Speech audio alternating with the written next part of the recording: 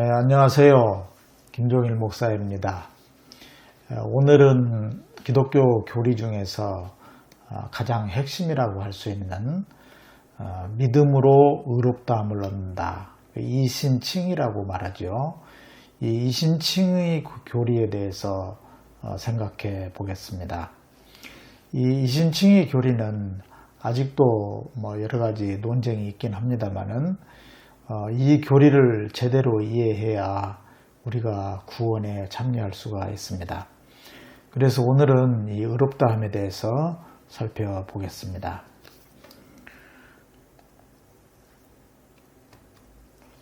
사람이 의롭게 되는 것은 율법의 행위로 말미암음이 아니요 오직 예수 그리스도를 믿음으로 말미암는 줄 알므로, 이렇게 이제 사도 바울은 갈라디아서 2장 16절에서 말씀한 바가 있습니다.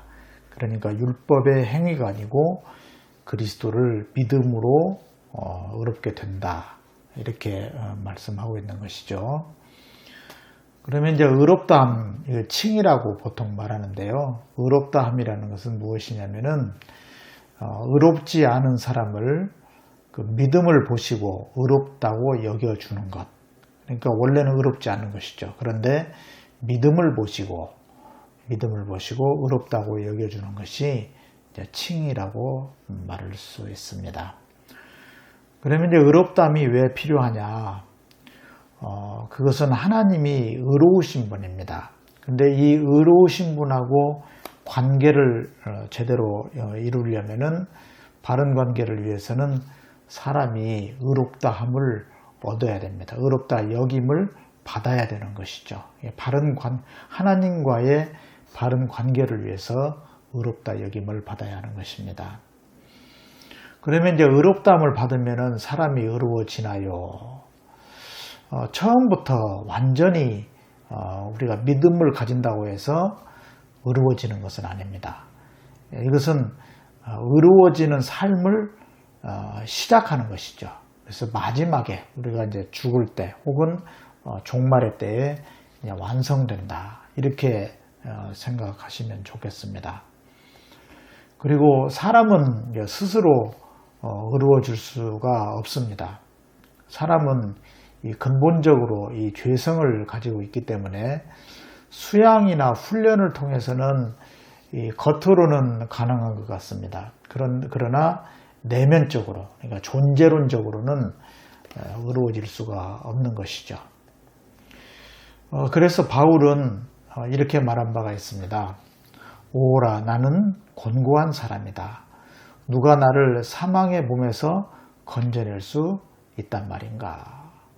도무지 자기가 아무리 율법을 실천하고 행위로서 의롭다함을 얻으려고 몸부림을 쳐봐도 그것은 불가능하다, 그렇게 고백하는 것입니다. 그래서 스스로 이 존재의 변화는 불가능하다, 이렇게 말씀드릴 수 있겠습니다. 그런데 참고로 이제 초기 교회를 좀 살펴보려고 하는데요. 초기 교회의 가장 큰 그 이슈는 구원을 받기 위해서 율법도 지켜야 하는가 하는 그 문제였습니다. 정말 이 문제로 유대교 혹은 기독교 간에 굉장히 심한 그런 그 논쟁과 갈등이 있었습니다. 베드로와 그 야고보의 입장은 예수님을 믿어야 구원을 받지만 율법도 지켜야 한다는 그런 그 쪽이었습니다. 그러면서도 정작 본인들은 그 이방인과 그 식사를 할 때는 율법을 지키지 않았습니다. 그러니까 조금 애매한 어떤 그런 그 포지션이었죠. 그런 태도를 가졌습니다. 그 이유는 유대교의 그 한 분파로서 이 초기 교회가 나사렛파로서 그 유지하려고 했기 때문에 그렇게 좀 애매한 태도를 취했던 것 같습니다. 그런데 이제 바울의 입장은 단호했습니다. 율법을 지키는 일은 무의미하다, 이렇게 이제 성경 도체 바울 서신에 보면은 그렇게 나와 있습니다. 구원을 받을 수 없다, 구원에는 무의미하다, 이런 뜻이죠. 그래서 이제 바울과 이 다른 사도들과의 그 베드로 혹은 뭐 야고보는 예수님의 동생이었습니다만은 그쪽과의 그 갈등이 상당히 그 심각했습니다. 특히 그 그리스도인 중에서 이제 바리새파가 있었는데 그 바리새파 그리스도인들은 아주 집요하게 이방인에게도 율법 준수를 요구했습니다. 그러나 바울은 이제 단호하게 그 요구를 이제 거절했죠. 비근한 예로 갈라디아서에 나옵니다만 AD 49년으로 이야기하고 있는데요. 안디옥 사건, 안디옥 회식 사건이라 이렇게 이제 말하기도 합니다. 이 안디옥 사건은 무엇이냐면은 베드로와 야고보 일행이 안디옥 교회에 와가지고 거기에 있는 이방인 교인들하고 같이 식사를 했습니다. 이 같이 식사를 했다는 것은 이제 율법을 지키지 않았다는 뜻입니다. 율법을 지킨다면 같이 그 식사를 할 수가 없습니다. 왜냐하면은 유대인들은 유대인의 식사법이 있고 이방인은 또 율법이 아닌 그런 방식으로 식사를 하기 때문에 같이 식사를 할 수가 없는 것입니다. 그런데 이제 같이 식사에 참여한 것이죠. 그런데 예루살렘에서 이제 또 교인들이 왔어요.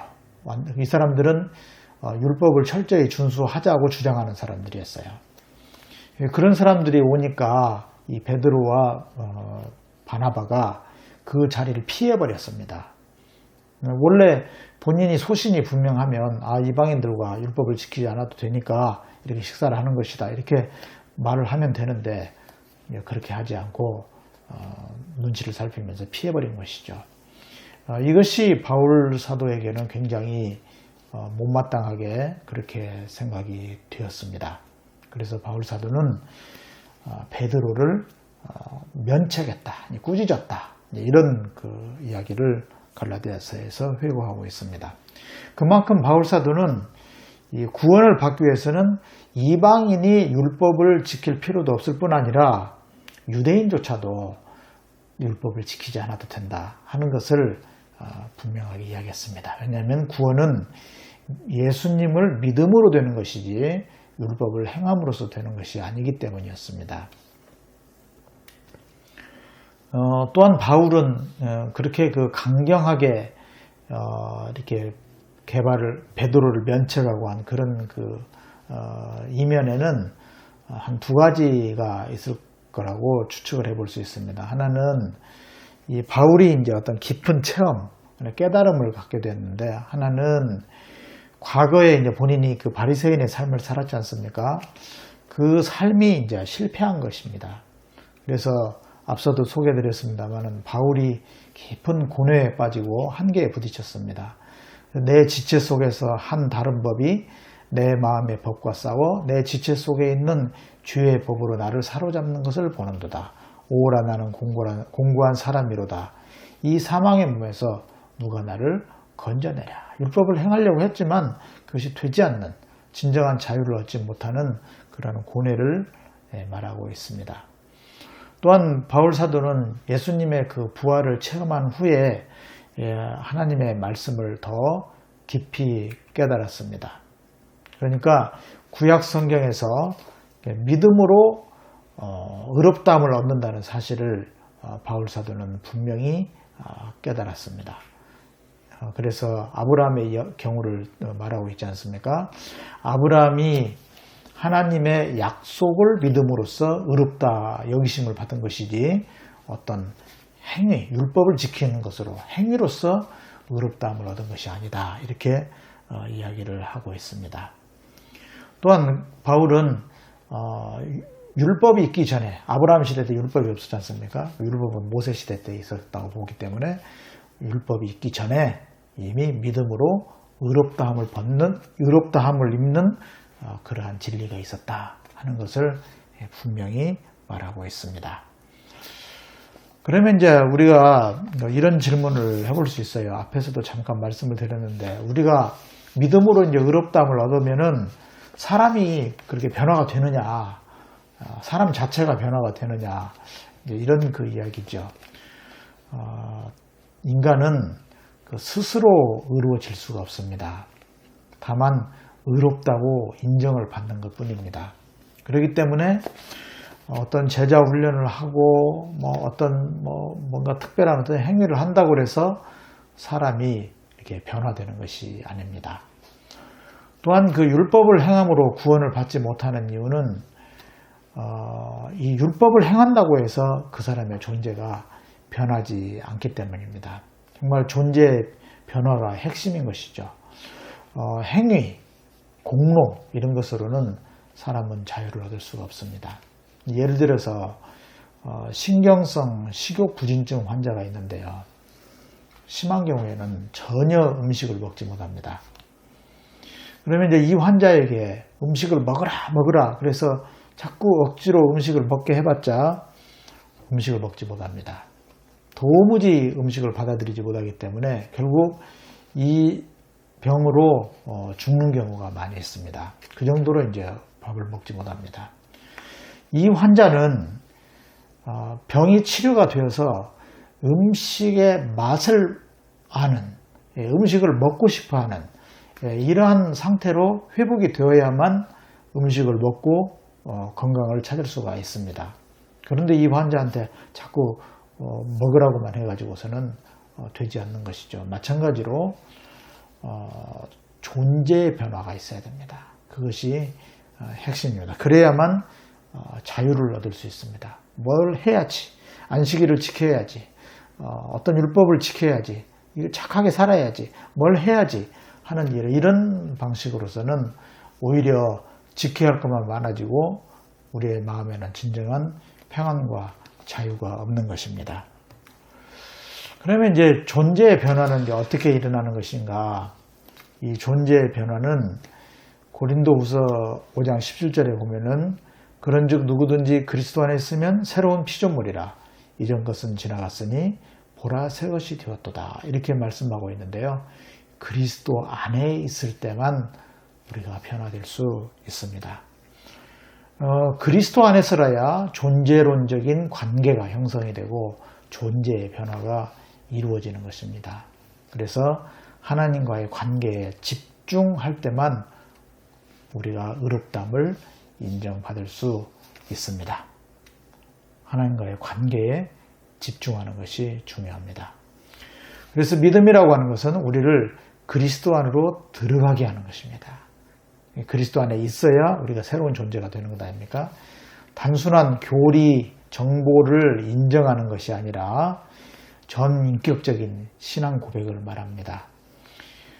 그리고 그분의 인격과 삶을 경험만 하는 일에 천착함으로써 우리가 그리스도 안에 들어갈 수가 있습니다.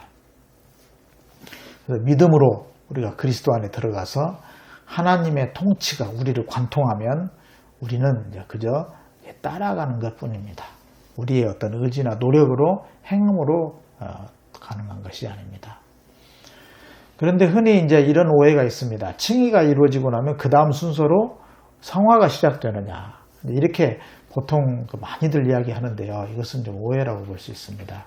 성경을 잘 살펴보면은 칭의와 성화는 사실 같은 것입니다. 제가 이 칭의와 성화가 같은 개념이라고 하는 것을 다른 동영상에서도 말씀드린 바가 있습니다. 참고해 보시면 좋겠습니다. 칭의를 하고 난 다음에 이제 성화를 해야 된다. 그래서 우리가 뭐 이런저런 일들을 잘 지켜나가야 된다. 이렇게 말하는 것은 결국 율법으로 돌아가자 하는 그런 말밖에 되지 않습니다. 우리가 뭘 자꾸 하려고 해봤자 그거는 되지 않습니다. 하지 말라는 뜻이 아니라 우리가 억지로 그것을 하려고 하면은 안 된다는 것입니다. 믿음이 먼저, 그리스도 안에 있는 것이 먼저라는 것입니다. 다시 말하면 하나님과의 존재론적인 관계에 들어간 사람들에게서 행위는 자연적인 규결로 나타납니다. 그래서 칭의, 성화 이것이 상수입니다. 그리스도 안에 있을 때 이것이 이루어지는 것이죠. 이게 상수고 그 다음에 행위는 당연히 이 칭의에 동반이 되는 것입니다. 만약에 나는 믿음으로 의롭다함을 얻었다 했는데 아무 행위가 없다면 그 칭의는 이제 잘못된 것이죠. 바른 칭의는 반드시 행위가 동반되는 것입니다. 네, 지금까지 믿음으로 그 의롭다함을 얻는 그 칭의 교리에 대해서 말씀을 드렸습니다. 모두가 좀 바른 믿음으로 구원의 삶을 그렇게 누릴 수 있으면 참 좋겠습니다. 네, 시청해 주셔서 감사합니다. 안녕히 계십시오.